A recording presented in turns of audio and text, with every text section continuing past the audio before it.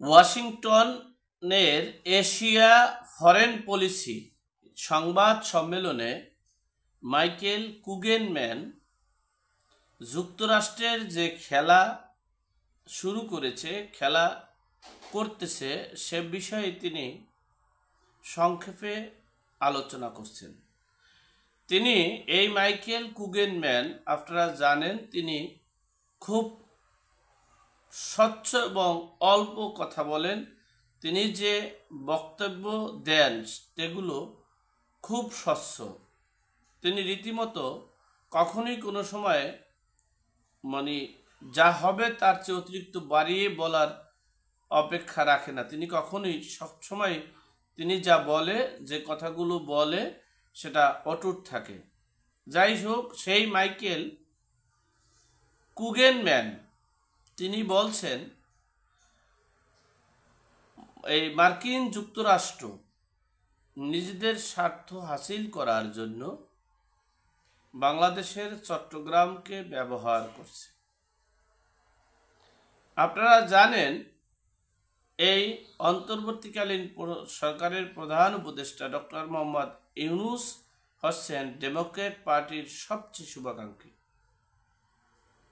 তারপরেও তারা আর এই রিপাবলিকের প্রেসিডেন্ট ডোনাল্ড ট্রাম্প হওয়ার পরও আমরা তেমন কোনো উদ্বেগ দেখিনি যে বাংলাদেশের গণতন্ত্র, দেশের জনগণ, দেশের বিষয়ে তেমন পদক্ষেপ নিতে। তারা তাদের দেশের যে পদক্ষেপ ছিল, যে বাংলাদেশের বরঞ্চ আরও বাংলাদেশের যত অনুদান এবং বাণিজ্য নীতি ছিল সেটাকে আরও কঠোর করে তুলেছে, অনুদান বন্ধ করে দিয়েছে।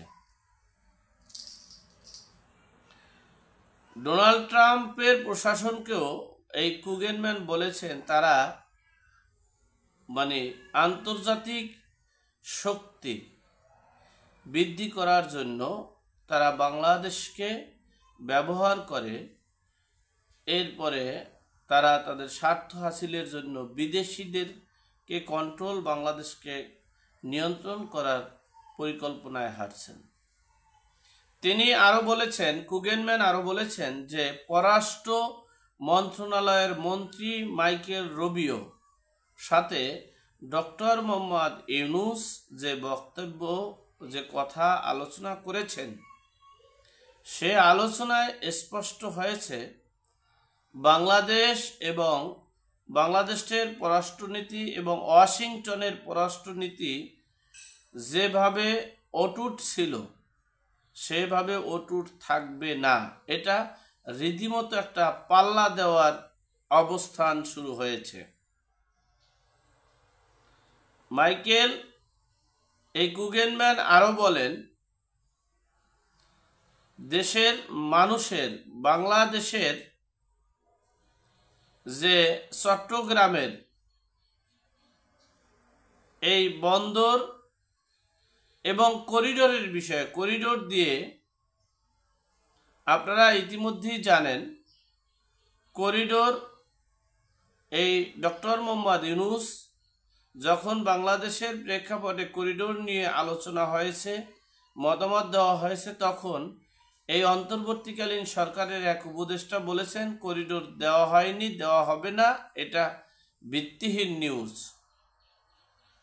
এর পরপরই আমরা প্রধান উপদেষ্টার কাছ থেকে শুনেছি যে বাংলাদেশের করিডোর বিদেশিদের হাতে তুলে দিলে আমাদের অর্থনৈতিক, বাণিজ্য এবং দেশ খুব উন্নয়নের সাগরে ভাসবে, পৃথিবীর সবচেয়ে বড় উন্নতশীল দেশ হবে বাংলাদেশ। সেই লক্ষ্যে মার্কিন যুক্তরাষ্ট্রের নিয়োজিত ডিপ ওয়ার্ল্ডের সংস্থার কাছে এই করিডোর দিবেন। এখন দিবেন বলতে দেওয়া হয়েই গেছে অলরেডি, কারণ হচ্ছে 6 মাস নৌবাহিনীর কাছে থাকবে দায়িত্বে, আর সেই দায়িত্ব শুরু হবে আগামী সোমবার থেকে। এরই পরিপ্রেক্ষিতে মার্কিন যুক্তরাষ্ট্রের সেই ডিপি ওয়ার্ল্ডের লোকজন সব চলে আসছে, তারা কোন অফিস ব্যবহার করবে, কোনটা কে বসবেন, সেটা তাদের কার্যক্রম শুরু হয়ে গেছে। অলরেডি কাজের তদারকিও তারা শুরু করে ফেলছে। তার মানে এটা দেওয়া হয়ে গেছে। কিন্তু আমরা শুনেছি, আমাদেরকে বলেছে করিডোর দেওয়া হবে না। এটা ভুয়া একটা নিউজ। যাই হোক, সেই করিডোর ব্যবহার ক্ষেত্রে মাইকেল কুগেনম্যান বলছে মার্কিন যুক্তরাষ্ট্র নিজের স্বার্থ হাসিলের জন্য বাংলাদেশকে ব্যবহার করছে। এটাই বাস্তব, এটাই সত্য।